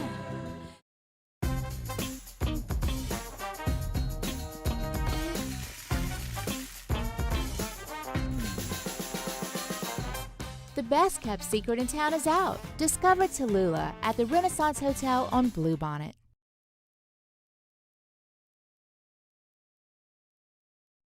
This is SportsCenter. I'm Christine Lisi. A return from a torn Achilles this season by Aaron Rodgers, not being ruled out by the Jets or coach Robert Saleh. Appearing on NFL Network's Good Morning Football today, Saleh said Rodgers is on a mission, already doing some very advanced things for this stage of his recovery from a torn Achilles tendon. He added the Jets are leaving the door open for the 39-year-old quarterback to return this season. Pat McAfee show host, Pat McAfee. In the NFL that we're seeing right now, I mean, you can sit in shotgun. If he does get to a point where he can move a little bit, get down, sit in shotgun, not have to move much, dissect the defense, and let that Jets defense and Jets special teams do their thing, why not the Jets this year, huh? ESPN's Adrian Wojnarowski is reporting the Rockets trading guard Kevin Porter Jr. and 2 future second-round picks to the Thunder, who are immediately waiving him. Deal also includes Victor Oladipo landing in Houston. Porter Jr.'s NBA future in question after last month's arrest for an alleged attack on his girlfriend. NLCS Game 2 tonight. Phillies home to the Diamondbacks, 7:30 Eastern, ESPN Radio. Philadelphia is up 1-0. Think O'Reilly Auto Parts for all your car care needs. They're close, convenient, and have the parts you need fast, along with excellent customer service from professional parts people you can trust. Stop by your local O'Reilly Auto Parts today or visit O'ReillyAuto.com. Ladies and gentlemen, may I direct your attention to something quite extraordinary? Now, the Hunt Palmer Show. The Hunt Palmer Show on 104.5 ESPN Baton Rouge. Live from the Mercedes-Benz of Baton Rouge studios. This is Hunt Palmer. Out in the open field here, hour number 2, Hunt Palmer Show, 104.5 ESPN Baton Rouge. Appreciate you hanging out with us at Sharie, Shack, and Glenn West in hour number 1. Talking Saints and Tigers. Billy Embody from the On3 Network, part of the Bengal Tiger crew, is going to be with us in 15 minutes talking recruiting. Just a lot going on in the recruiting world right now for LSU. Hopefully, over the next 6 weeks, they can finish very, very strong in this class, kind of grab a little bit of momentum, which would be very, very nice. There's not very much momentum in College Station, and because of that, there could be a little bit in Baton Rouge. But we'll talk with Billy about that in 15 minutes. I've been out now 4 times to see LSU in fall baseball workouts and wanted to spend a little time here on the Tuesday of Army Week. Felt like it was an appropriate time to mix a little bit of baseball talk in. I'm going to get to pitching in a second, but I want to start in the middle of the infield because, as you're well aware, Jordan Thompson has been your shortstop for 3 years. Gavin Dugas has been your second baseman for the last couple of years, and those guys have moved on. So you've vacated the middle of your infield, and it's been a bit of a concern of mine, quite frankly. The 2 returning players who could play in the middle of infield are Ben DePault and Gavin Guidry. Now, we know that Gavin Guidry was he was a pitcher last year and is going to be asked to pitch this coming year. Is he going to be a full-time defensive player? I have my doubts. 1, I think that hurts him from a pitching perspective. 2, I think that he's really struggling to swing the bat. But those are your 2 kind of returners. You brought in 3 freshmen in this class who are middle infielders by trade. Stephen Milam, switch hitter from Las Cruces, New Mexico, was a big-time draft risk. We had him on this show. He's probably the most highly touted of the youngsters. Ryan Kucherik and Austin Rolig are the other 2 guys. Both have been pretty solid defensively that I've seen thus far. But those are your 3 freshmen. And then you brought in 1 transfer, Michael Braswell from South Carolina. Braswell did not hit last year for South Carolina. He was in the lineup. He was very poor offensively. Was a guy that they grabbed, I thought, because they liked his upside. He's a super athlete and was a really, really accomplished high school player and just didn't quite hit after his freshman year in Columbia, South Carolina, so he comes in. I'll tell you this, and that's your group. It's Braswell, Milam, Kucherik, and Rolig, and then DePault and Guidry. That's your middle infield group. And Braswell has very clearly, in my opinion, been the best of the bunch to this point. He's hit the ball out of the ballpark a couple of times. He's hit some hard line drives. He has not been overmatched by velocity, and he's been rock solid in the field. I think Braswell, to me, right now, would be my favorite to be the starting shortstop on opening day. There is a long way to go before we get there, but because he's older, because he's proven he can play in the SEC, because he swung the bat better than the rest of them for the first couple of weeks, all those things add up, and I think that's probably your guy at shortstop right now. That can change real quick, but right now that's the way it feels like it's trending. At second base, I'm just not sure. Stephen Milam is a switch hitter with great hands. He's undersized, which is why he wasn't a big draft pick. I mean, you're talking about a guy in Milam. Let's see what they've got him listed at on the LSU roster. Because he's small when you go out there. 5'8", 165. I mean, he's small, but he's got some pop in his bat. He has not played defense well at all he's made an error in every practice I've gone to some tougher chances than others, a double play ball he kicks. I mean, he looks good when he does it correctly. He's got fluid hands, and his hands are soft, and he turns double plays really quickly at second base, but you hit him some ground balls, and those hands turn to stone pretty quickly. Now, it's way early. Again, I'm not trying to give you the opening day lineup or tell you, hey, this is what this guy's future is going to look like. I'm just telling you, through 2.5 weeks, 3 weeks, Milam's defense has been really shaky, and that's concerning when you consider that second base is one of the easier positions out there on the field, and he hasn't been able to do that. Guidry, by the same token, has not swung the bat very well, and he swings and misses on some pitches that he's really fooled by. He did get one hit when I was out there. Well, probably would have been scored a hit, but he hit a really hard ground ball to the left side, and he was able to get on base. But he just hasn't been a guy that's hit a ton. So hopefully that comes around. And then you go to Ben DePolt, who I think is just a nice depth piece. I've compared Ben DePolt many times last year in the fall and in the spring to kind of like Chris Shambra. And Shambra was a really, really good piece. He was never the best player on your team, but he played defense very well. He swung the bat very well in the bottom of the lineup. And then, of course, had the big one moment that he hits the walk-off home run against ULL, which was fantastic. But he's just a really nice depth piece to have to your team. He's a left-handed bat who's going to make the routine play, and he can definitely hit seventh for you, and that's fine. And that's kind of what DePolt's ceiling to me is, and we'll see if that's good enough to get in the lineup early or not. But there's a little bit more talent around DePolt. He's just a steady presence. And then you've got the two freshmen, Kucherek and Rolig, who, to me, look pretty solid on defense. They haven't hit yet, but they look pretty solid in terms of catching the ball defensively. So it's a question mark. And probably, honestly, the biggest true question mark. I can tell you that I'm not sure who's going to be in the weekend rotation, but that's not a huge surprise at this point. As far as, like, is that going to be a weakness on the team? I don't think the weekend rotation is. I think the middle infield could be. Now, it could not be. We'll see. But I'm going to keep my eyes on that. Right now, I think Braswell and DePolt are probably my favorites at either spot, but long way to go there. This is a little bit more meat on the bone here in terms of content. I saw Thatcher Hurd and Luke Holman pitch on Friday of last week, and Hurd was consistently 96, 97 and still had that really good breaking ball. He looks great, still pitching completely out of the stretch, which he switched to last year. Looks very, very good, and I think is in line to be a really, really strong piece to your weekend rotation. Holman I had not seen in person and did on Friday. Holman was 93 to 95 and throwing 4 pitches for strikes. He struck out the side in the first inning he pitched on 11 or 12 pitches. I mean, I wasn't charting it, but there were no 3-ball counts, and he set down 3 guys in a row. And it was impressive to watch. He had 1 on the fastball, 2 on the breaking ball. It was impressive. And you look from a stuff perspective, an age perspective, a draftable position perspective, and just an experience perspective, like Hurd and Holman's a really good place to start. I think you've got a couple of really precocious young left-handed talents in Gage Jump and Cam Johnson. That's really exciting. I think you saw that Nate Ackenhausen can go out there and get you huge outs. Same with Gavin Guidry. Same with Griffin Herring. I mean, there are a lot of guys who have been asked to do a lot of good things, but those 2 guys, Hurd and Holman, in terms of their size, stuff, draftability, experience from last year where Hurd's pitching in the College World Series final and Hurd's coming in the biggest spot after a rain delay in the regional, and Holman's pitching game 1 of a super against the number 1 team in the country. Like, they've kind of seen a lot of stuff, and they look really good.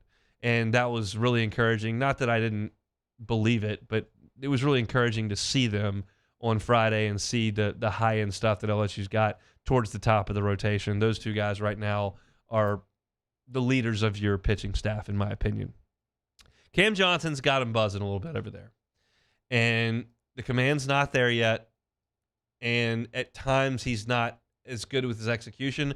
That's what you'd expect from a left-handed freshman in college who can throw 98 miles an hour.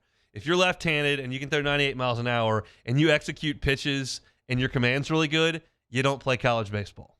End of discussion. So the fact that if you were to go out there to practice or you're listening to me talk in a practice report, you're saying, oh, he's not throwing enough strikes. Well, guess what? If he was a finished product, you wouldn't even have him. So it should be expected that there's an inning here or there where Cam Johnson's not great. But when he does execute pitches, he's awesome. And by everybody that I've talked to, the spin metrics are incredible. He's got great makeup. The mechanics are good. Like this kid's really special. I got a text yesterday from a buddy saying, "Hey, is Cam Johnson going to be in the weekend rotation?" I said, "Probably not to start. That's just my guess. Like I don't know, but probably not to start." But the weekend rotation never holds from March through June ever. One time you got Lang, Poche, Walker, and they just made all the starts. But that rarely ever happens. Even last year when you thought Tennessee, who was bringing their whole rotation back from the best team we'd ever seen, their rotation didn't hold up. Dolander got moved out of the ace row. Burns got sent to the bullpen. Like, so you don't know right now what the weekend rotation is going to be. I just feel like there are some veteran guys that are going to get a look first. But Cam Johnson's got him buzzing a little bit. And the last thing offensively that I saw that I really enjoyed was Paxton Kling crushing a home run, 370-something feet, and Jared Jones hitting another missile as well. Those two guys are going to have to be really, really productive for LSU to be the best they can be. Those are the two highest ceiling guys in the sophomore class. You realize when guys move on, the freshmen moving into their sophomore year, their role becomes the biggest. And they need to make the biggest jump. You don't want to rely on the freshmen. You don't want to have to count on somebody that's been in college for 3 years to just find something. You want the guy with the huge talent who was kind of being hidden and protected last year to emerge and blow up. You want that out of your sophomore class. And I think there's a real chance Kling and Jones can do it. They just got to keep swinging the bat like they did last weekend. So those are my thoughts on some baseball. We'll do that probably once a week moving forward, maybe twice next week during the bye week. Maybe get old Musso in here and kick it around a little bit as well. But just want to get to a little baseball there. We're moving right along here on a Tuesday edition of the Hunt Palmer Show. When we come back, Billy Embody talking recruiting. It's next. The Hunt Palmer Show. Get ready to start the NFL week off right. Right now, all customers get a no-sweat same-game parlay for Thursday Night Football. You know about Thursday Night Football this week. Just place a 3-leg same-game parlay on this week's game between the Jags and your black and gold, and you'll get a bonus bet back even if you don't win. NFL same-game parlay is a perfect way to combine your bets for a chance at a bigger payday. So build your own or choose from one of the popular same-game parlays pre-built for you in FanDuel's top-rated sportsbook app. Visit FanDuel.com/1045ESPN so you don't miss out on your chance to get a no-sweat same-game parlay on America's #1 sportsbook. FanDuel, official sports betting partner of the NFL. Must be 21 and present in Louisiana. Refund issues non-withdrawable bonus bet that expires 7 days after receipt. Max refund $5 unless otherwise specified. Restrictions apply. See terms at sportsbook.fanduel.com. If you're someone who's having a problem wants help, call 1-877-770-STOP. In times of need, get a full list of phone numbers, websites, and other important emergency information on the Demco Stormwatch page at 1045ESPN.com.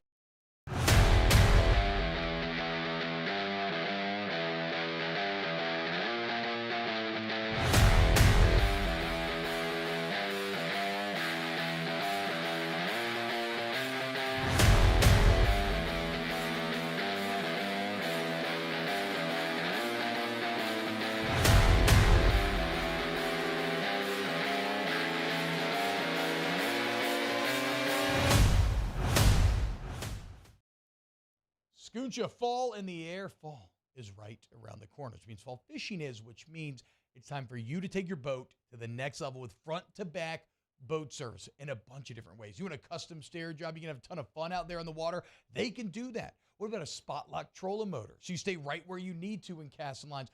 Or sonar that's let you see the fish under the water before you cast. All of your maintenance needs as well. For 38 years, they've been at it and will continue to do so. The Sherman family of front-to-back boat service. I've been doing business with Luba for 25 years. They're dependable, trustworthy. It's just the attention to detail with our clients. Our folks have years and years of experience. They're highly trained professionals. But many companies have that asset. What I'd like to think makes Luba a bit different is that we use those talents in a way that truly is dedicated to serving the needs of the folks who depend on us. Electricity is all around us, and our families depend on it. Every day is sparked by the power of a cold drink or a warm meal, a movie night, and a comforting light at the end of a dark hallway. From sunrise to sunset, playtime to bedtime, Our team is ready to take care of your electrical needs, even in the case of an after-hours emergency. The light in your life shines brighter with Mr. Electric. Running Bart's marketing can help you get their attention. Imagine your brand's message on a giant LED billboard truck that can't be skipped and is nearly impossible to ignore. Running Board's marketing is the leader in effective and affordable advertising on digital mobile billboards, which are 2 times more effective than traditional billboards. With a 97% recall rate, you'll leave a lasting impression with your customers.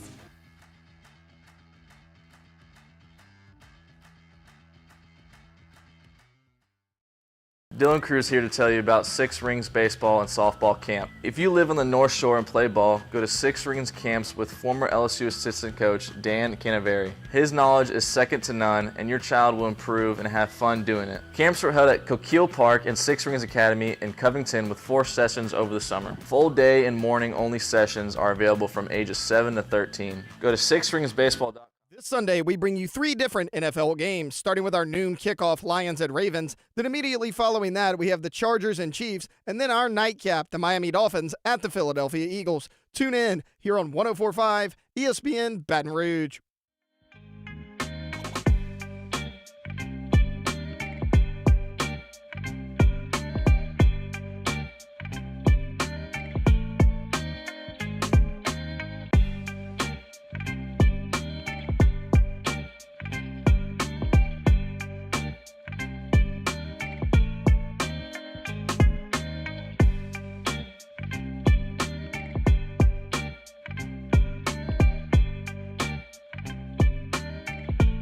This is the Hunt Palmer Show on 104.5 ESPN Baton Rouge.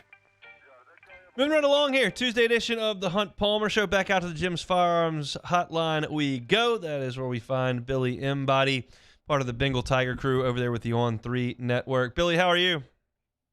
Doing well, guys. How are you? Doing very well. I get the sense this is a pretty large weekend for Brian Kelly and his staff. Auburn comes in for a Saturday night in Death Valley, and that guest list was star-studded. Big picture on the weekend, was this as big as it gets in season?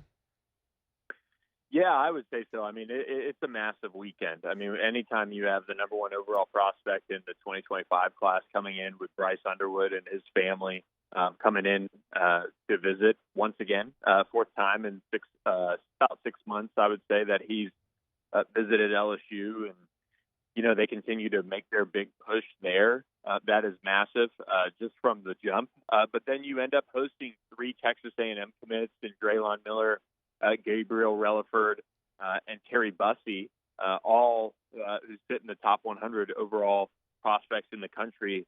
That's an even better step in the right direction in terms of who you want to host. But they also hosted, numerous other 4-star prospects. I believe it was 15 top 150 overall prospects were on campus for LSU this weekend. So when it comes to the big weekends that LSU wants to put together as far as visitors and recruits, this is like you kind of said, about as big as it gets. Talk me through the Underwood recruitment in terms of a timeline. We know he's been to LSU on his own dime many times. The whole family has come, kind of a hometown Michigan deal versus the folks way far away down in the South. What are we kind of looking for as far as a timeline there with Underwood, and what are LSU's realistic chances? Got to be decent if he keeps coming.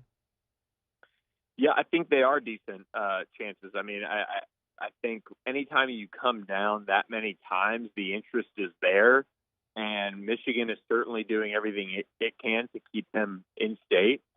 I think for me, when I kind of read the tea leaves of it, I'm interested to see if there's a surprise team that kind of enters the mix and firmly cements itself in there. He visited Colorado. Penn State hosted him earlier this season as well, and Penn State hasn't been a stranger in this recruitment. But you're talking about a generational type of quarterback, a generational type of number 1 overall prospect in terms of the elite quarterbacks that have come through the last few years. He was the Gatorade Player of the Year as a freshman. He was the Gatorade Player of the Year as a sophomore.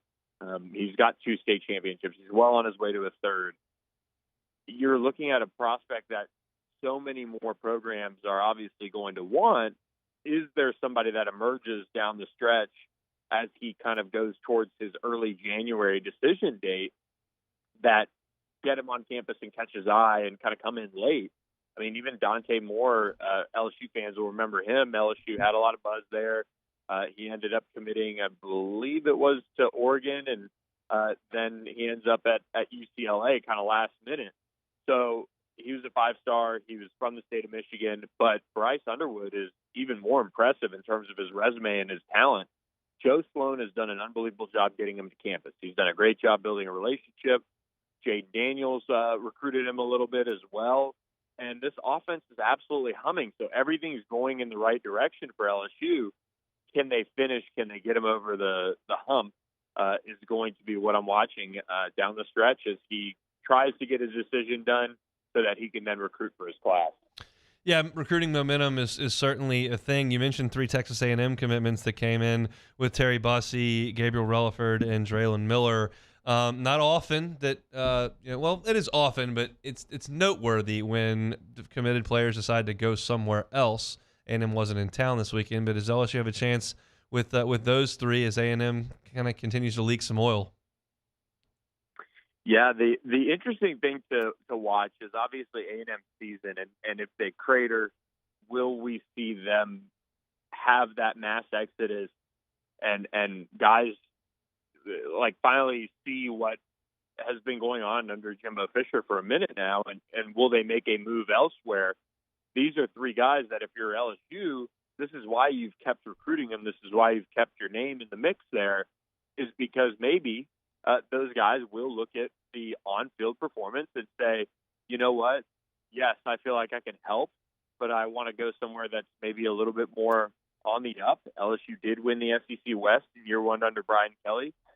They are sitting with the number 1 offense in the SEC, and they have a chance to win out and go to Atlanta and do all of those things once again, versus A&M, where if they don't put it together down the stretch and at least go to a bowl game, I mean, you're walking into a situation where your coach is on the hot seat. I mean, that's probably where you get to real conversations, at least as a prospect, and you've got to, maybe weigh that against what you've kind of been, recruited on, which is, hey, come in and help us, do all those things. Like, the whole, recruiting pitch where fans come in and say, oh, I mean, they can't help them or whatever. That's not what most coaches are going to say to a kid, because most kids think that they can help get programs out of those situations, right? And so where these 3 have to weigh that is interesting, because it is a trend with A&M right now where they have not gotten over the hump. LSU, meanwhile, has put together some things. And if you're Gabriel Relaford and Terry Bussey in particular, 2 guys that could very well help LSU on the defensive side, that's a message that LSU has to be sending. Now, Draylon Miller is a top 100 wide receiver. Cortez Hankton went to college with his dad. There are some ties there that can help LSU, but if they don't get these guys to maybe back off those commitments now, they've got to continue to play the long game and try to get them to open things up late in the process and see if they can flip them then. But, once again, getting them all 3 on campus is a nice situation to be in. I think if I were to rank them, I'd say right now versus long-term potential to flip, I would say we're really watching Draylon Miller closely. We're seeing if Terry Bussey does anything, and then Gabriel Relaford has to bring his parents back. They weren't in Baton Rouge this weekend, so getting them back for an official visit would be the next step. This is not something we would have ever done 5-6 years ago, but I think it's worth noting now. Even if you don't flip any of these 3 guys, well, if things go south in College Station next year and all of a sudden they decide, yeah, this is probably not where I want to be, you become kind of the next best option, and that's what we saw with obviously Denver Harris coming over. Is that something that the staff now thinks about as they're recruiting players even after they've committed elsewhere?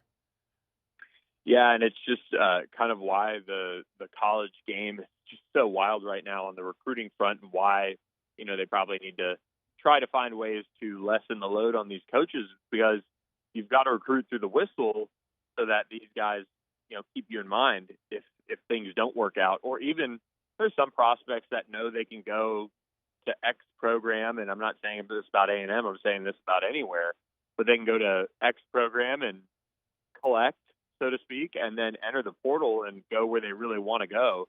And it's just a wild, wild time between NIL and the transfer portal right now. And so you've got to recruit through the whistle so that you have those relationships, and you can say firmly that, hey, we've always believed in you. Let's make this right. We no hard feelings.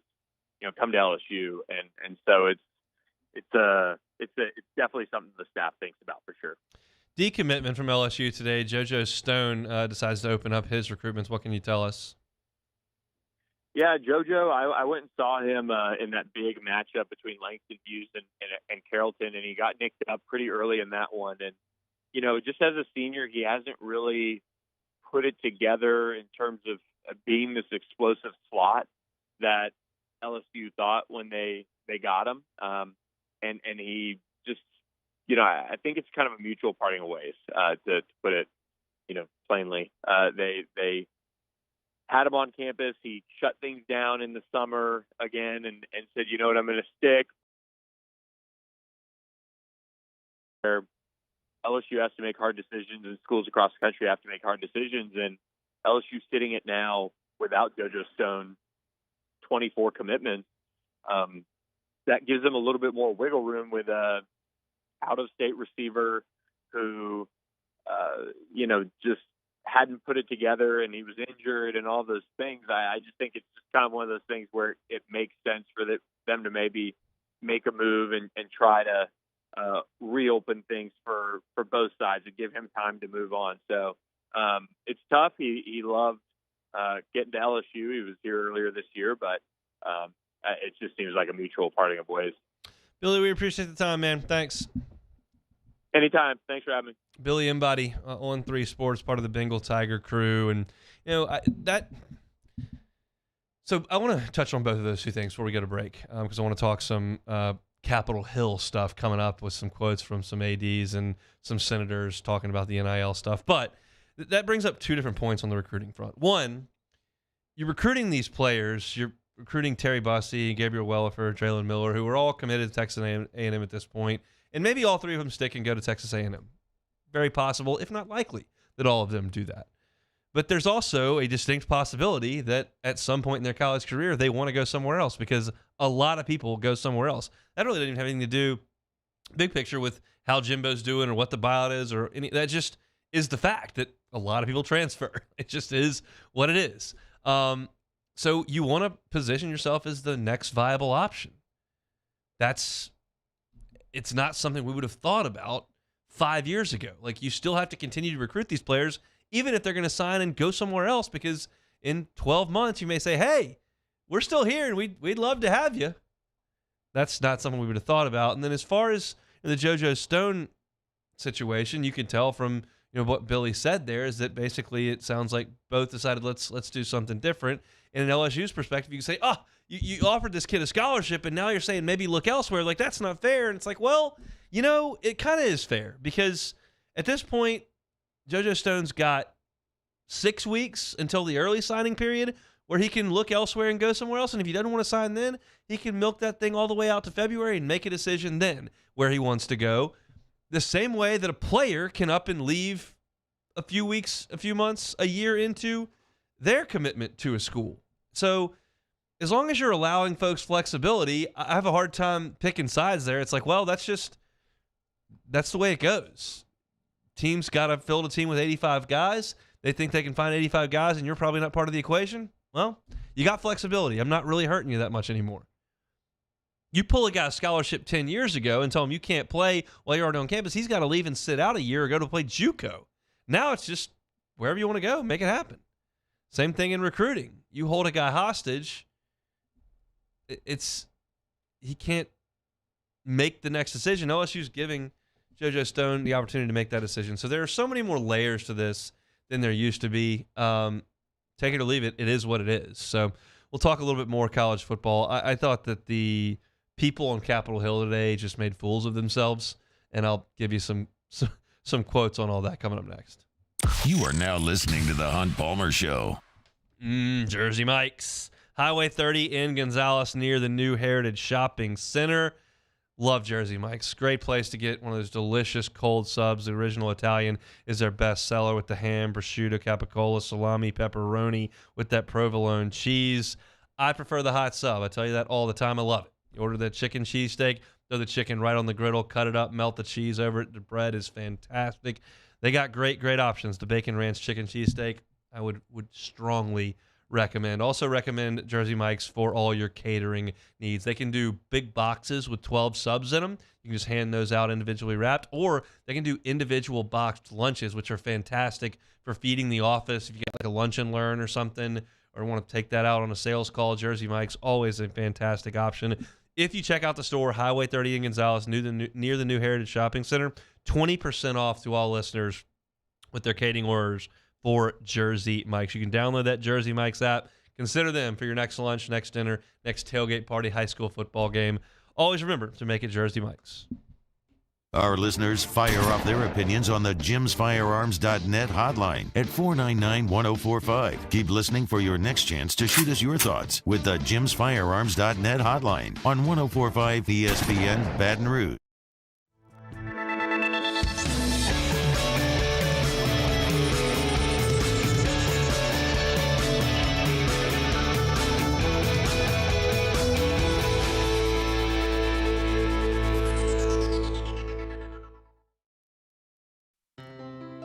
When it comes to ending cancer, we push forward, always working together for you. That's why our cancer experts at Ochsner have clinically integrated with MD Anderson Cancer Center. This means advanced cancer care, including access to life-saving clinical trials and integrating care to treat the whole you. Introducing Ochsner MD Anderson Cancer Center. Long live you.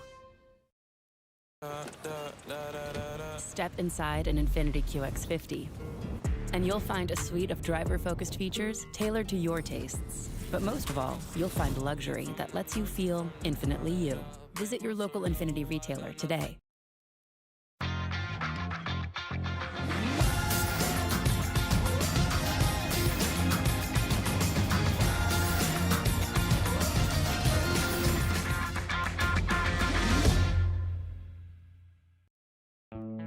The importance of doing this fortified program and offering it to people down here is, number one, the only real chance you're going to get to do this is when you put on a new roof or build new. And through companies like HUDCO, who's kind of leading the way in this thing, it's going to offer the customers a huge advantage in the insurance market and the price of their insurance.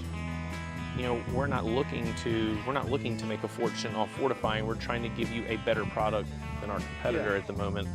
I'm trying to do something that he can. I'm trying to give you something better. So a lot of these insurance shops, you're getting a re-roof, you're only paying your deductible. Let's sit down and talk about the fortified and let's see what it does to your insurance premium. You're getting a steal. Yeah. You're getting a brand new roof and a fortified certificate for your deductible, essentially. And I think we're rocking and rolling.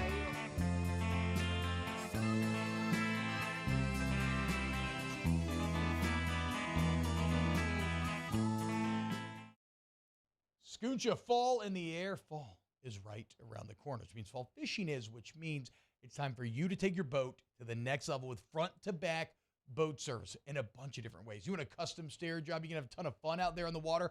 They can do that. What about a spot lock trolling motor? So you stay right where you need to in casting lines. Or sonar that's let you see the fish under the water before you cast. All of your maintenance needs as well. For 38 years, they've been at it and will continue to do so. The Sherman family of front-to-back boat service. I've been doing business with Luba for 25 years. They're dependable, trustworthy. It's just... Matt Moscona inviting you to join us for Tuesday's AFR, powered by Sunshine, your hometown John Deere dealer in Louisiana. Saints on a short week. We'll get you the absolute latest before Thursday Night Football and an update on LSU Army. Join us 3 to 6, 104.5 ESPN, Baton Rouge.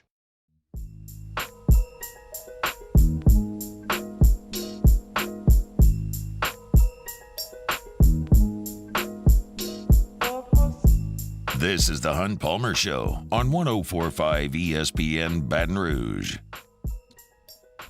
So today in Washington, senators, athletic directors, college football dignitaries. There were a lot of people on Capitol Hill, and Ross Dellinger was one of them. And he was tweeting out as the proceedings were ongoing. And the discussion centered around name, image, and likeness. And as usual, when politicians got involved, it became a circus. A circus of untruths and lies and misconceptions. It was just ridiculous based on the quotes I have seen. I was not there. I have not seen video or audio. I'm just going off of quotes that Ross provided, and there's nobody who has followed this more closely than Ross Dellinger for the last 3 years, okay? So I feel like what he's tweeting out is plenty enough for me to go through. And I'm just going to read off some quotes from some people who are smart people. These are elected officials and high-paid college football folks, depending on who you're speaking about. And it's just, people aren't making any sense or just lying. Lindsey Graham, senator from South Carolina, says Utah's offering everybody on the team a new truck. There's no end to this. Between portal and NIL, college football is in absolute chaos. First of all, Utah didn't offer everyone on the team a new truck. If you're on the team and enrolled in school, they will give you a 6-month lease on a truck, okay? They're not handing them a $85,000 truck so they can turn around and go sell it. They got a 6-month lease on a new truck. You can argue with me whether or not the backup defensive tackle has earned that or not. You can argue with me whether their starting quarterback has earned it or not. I don't care, but the fact of the matter is, don't say they're just giving everybody a new truck and then saying that college football is in absolute chaos. Okay, that's just hyperbole.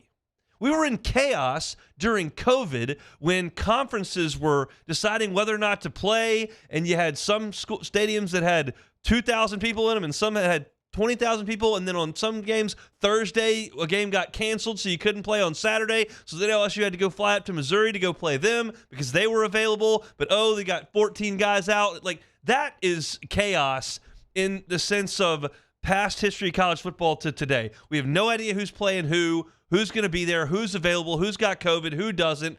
Like, that's chaos. The best I can see, Bama's still good.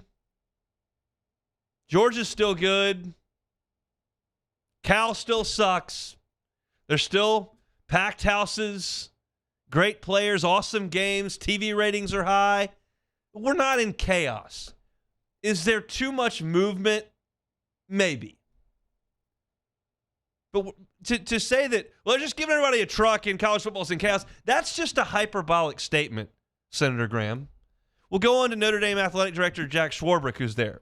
Says NIL deals aren't true NIL deals. He uses the example of a small amount of NFL players with NIL deals compared to the college where, quote, everyone on the team has one. Well, that's not true. There may be programs where everyone on the team has one. There are, I'm certain, plenty of programs where not every person on the team has an NIL deal. Now, everybody in the NFL team's under a contract and they get paid based on merit and the agreed contract. But it's not true that everyone on the team has one. It's just people are just throwing stuff out left and right. Senator Joe Manchin from West Virginia says athletes switching around with portals and everything else, their chance to graduate is slim to none. That's not right either. You're trying to tell me you can't transfer one time and graduate? How many tens of thousands of times does that happen in colleges around the country every year? College football didn't invent transfers. And they are discouraging multi-time transfers because when they told a multi-time transfer he couldn't play in Chapel Hill, everyone threw a fit. So to say their chance to graduate is slim to run, it's just wrong. It's incorrect to say that a player transferring between their freshman year and sophomore year or sophomore year and junior year has slim to none chance to graduate is absurd. It is an absurd statement to make. I have no idea what that has to do with image and likeness either. Joe Manchin again. It's all about chasing the dollar.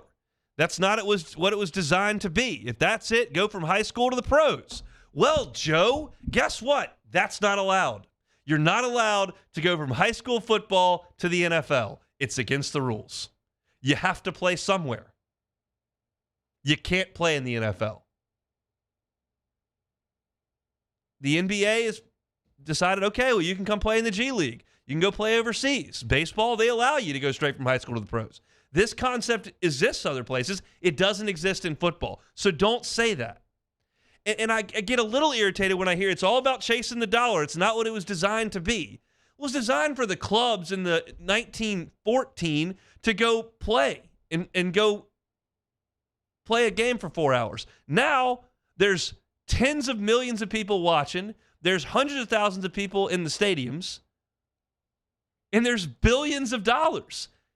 So it's not what it was designed to be anymore. It was not designed to be that. And it's not. So you want to sit here and tell me that you don't believe X athlete deserves this based on merit, and you want to point to individual things? Well, we can have that discussion. But the fact of the matter is that good players have been getting money for decades.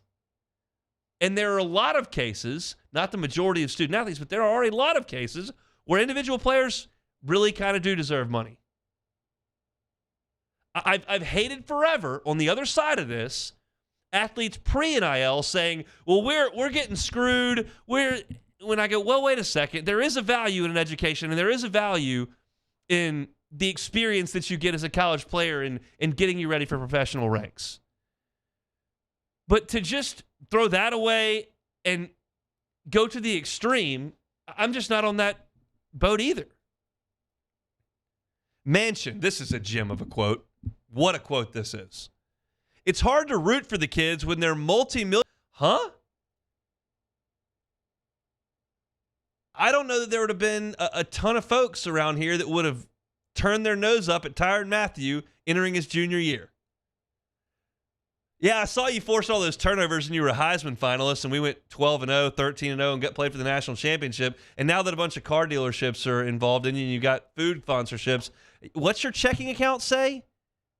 Oh, yeah, well, can we go with somebody? They got another guy that can play nickel. Was anybody just mortified watching Paul Skeens pitch last year? Like, what? Because I like the pitchers we had when they had like $150. Like, I could pull from there, but he's got to root for the kids when they're multimillionaires. Since when are we checking accounts when they come out of the tunnel with the helmet on? I don't care. Maybe you do. I don't care. I don't know how much money Leonard Fournette had. I don't know how much money Joe Burrow had. I don't know any of that. I just know what color uniform they have on. I tend to pull for that. It's hard to root for the kids when they're multimillionaires as freshmen and sophomores. Whew, that's an impressive quote.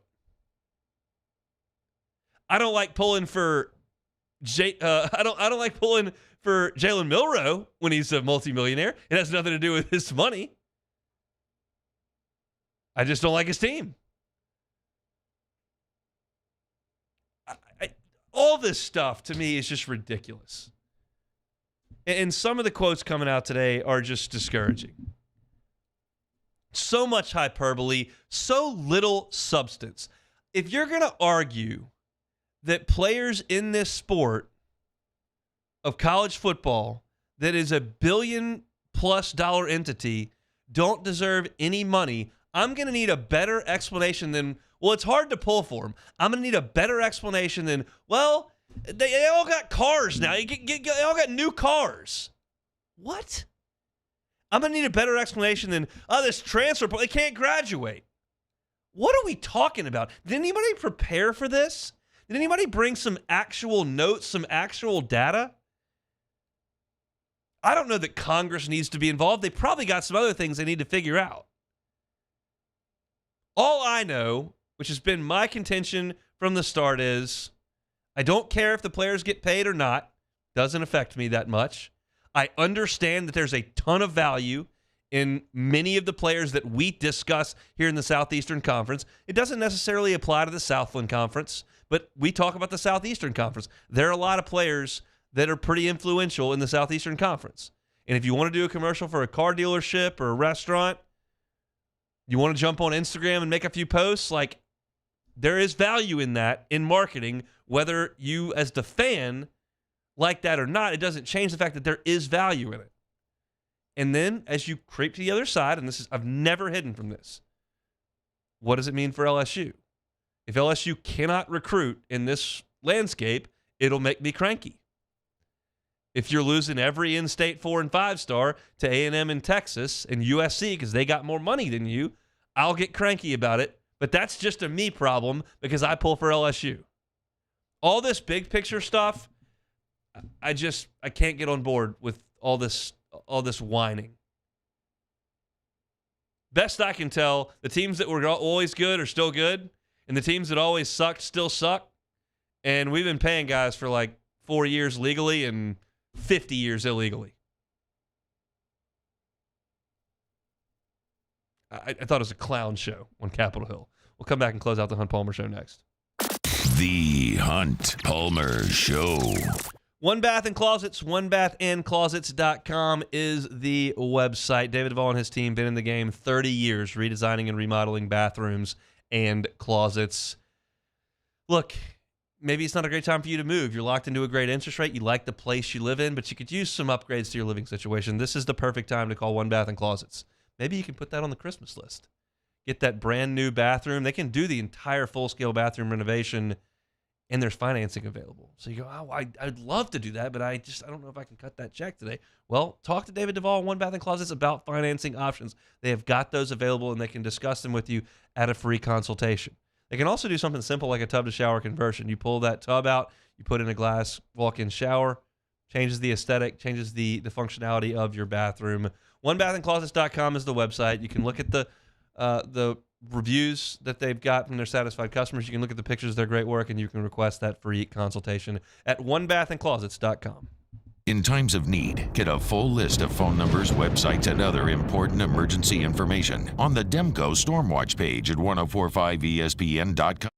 When is a taco more than just a taco? When it's Government Taco. Voted best tacos 3 years in a row by 225 Magazine, Government Taco puts the most delicious spin on tacos the capital area has ever seen. With creative combinations like the Magna Carrot, the Filibuster, or the Steak of the Union. Plus perfect tortilla chips paired with the best salsa and queso you've ever had. And happy hour every day from 3 to 6 p.m. and all day on Thursday. Government Taco, 5621 Government Street.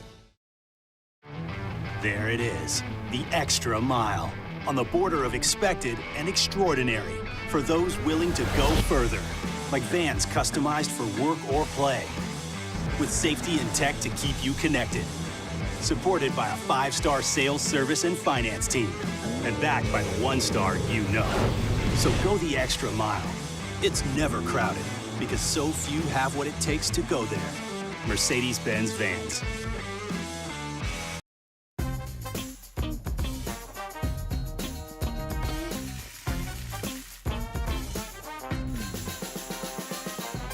The best kept secret in town is out. Discover Tallulah at the Renaissance Hotel on Bluebonnet.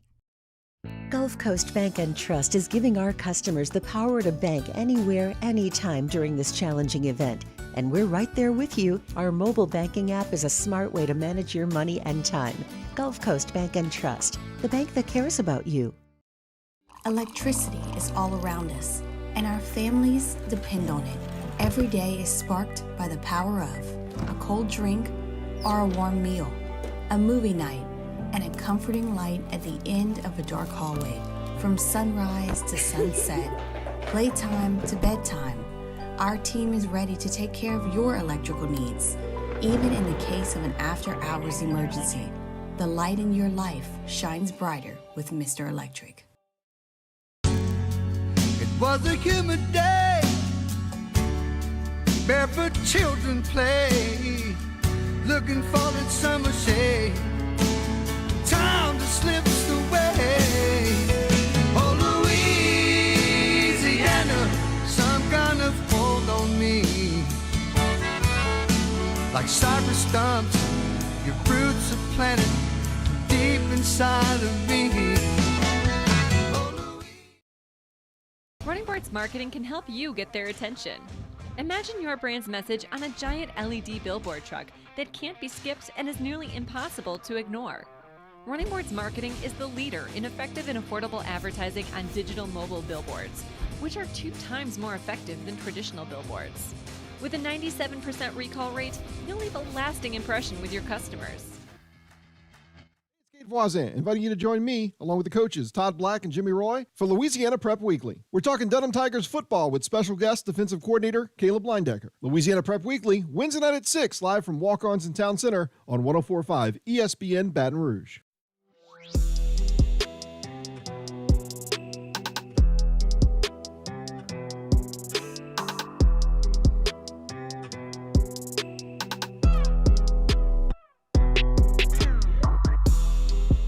You're listening to The Hunt Palmer Show on 104.5 ESPN Baton Rouge.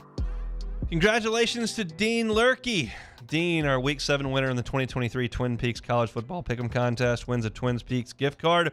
Don't forget to make your picks for Week 8 by noon on Thursday. Play the 2023 Twin Peaks College Football Pick'em today at 1045ESPN.com. All right, let's play some Take It or Leave It.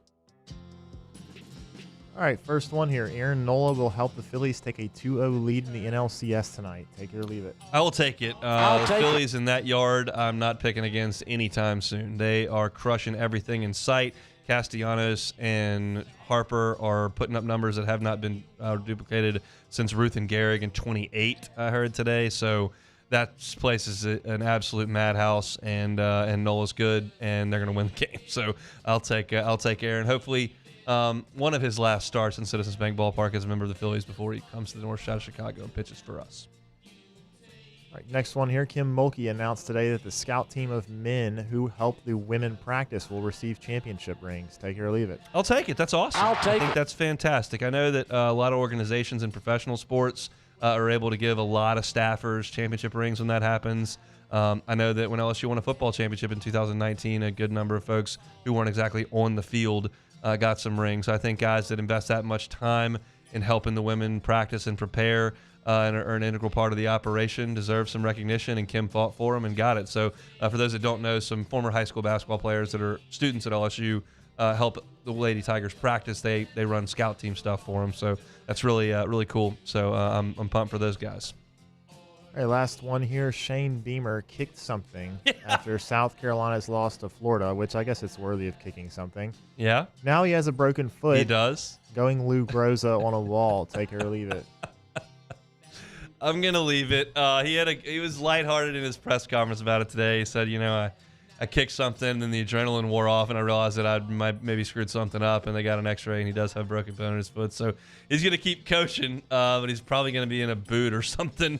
I don't know if it's going to go to Dooley levels of being on crutches on the sideline. Certainly not Hugh Freeze levels of being in the hospital bed. But Shane Beamer does have a broken bone after kicking something, which was not a great idea. So I would go ahead and leave that. That's it for Take It or Leave It here on this Tuesday.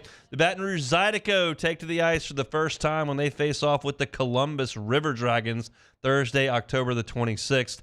Single game tickets start at just $10, and you can get them online at RaisingCanesRiverCenter.com or through Ticketmaster. Register for a chance to win free Baton Rouge Zydeco tickets from 1045ESPN.com. You can catch us tonight. Speaking of baseball, it'll be on at Pluckers on Nicholson, and we'll be there playing some sports trivia at 8:30. Always have you out of there by 10 o'clock. It's always a lot of fun. So grab your team and come on out. You can go by yourself if you would like to. 5 rounds, live action sports trivia. You can win gift cards. You can drink some delicious cold beers and eat some awesome wings. We always have a great time. Pluckers Nicholson location at 8:30.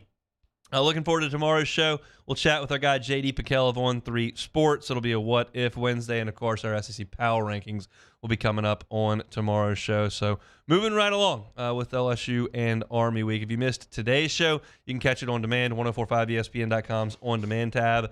All our shows listed there each and every day. OTB, Live at Lunch, Hunt Palmer Show, AFR. You can also catch us Google Podcast, Apple Podcast, Spotify, and, of course, on YouTube. I laid out the case for Jaden Daniels as a Heisman Trophy possibility at the top of the show. A lot of historic numbers that Jaden has put up through the first 2 months of the season. You can catch that on Hunt on LSU, our LSU YouTube channel. Sharie talking Saints at 1:15. they're in trouble. Glenn West to go 24/7 with us at 1:30. I gave some fall baseball thoughts at 2 o'clock straight up. So if you like some baseball chatter, go back and catch that at the top of hour number 2. Billy Embody from On3 Sports talks a busy time in recruiting for LSU right now at 2:15. And then I talked about the politicians talking about NFL, NIL stuff, which was just brutal. So we'll be back tomorrow, same time and same place. Matt Moscona is about to drive you home on After Further View. Hope to see you at Pluckers. If not, have a great Tuesday. See you tomorrow on the Hunt Palmer Show.